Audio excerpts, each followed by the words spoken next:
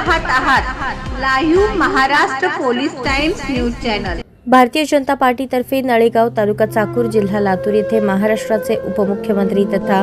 अर्थमंत्री कैलासवासी अजित अनंतराव पवार यांना भावपूर्ण श्रद्धांजली। 28 जानेवारी 2026 रोजी महाराष्ट्राचे उपमुख्यमंत्री कैलासवासी अजित पवार यांचे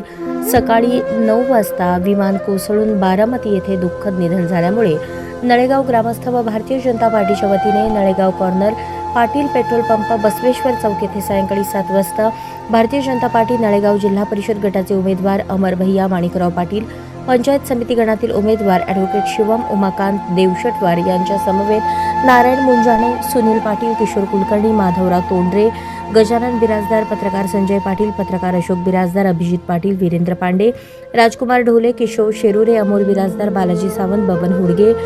मुख्तार सौदागर, अमोल शृंगारे, रामेश्वर कांबळे, दीपक कांबळे, बाबूराव पाटील, नागेश दवले,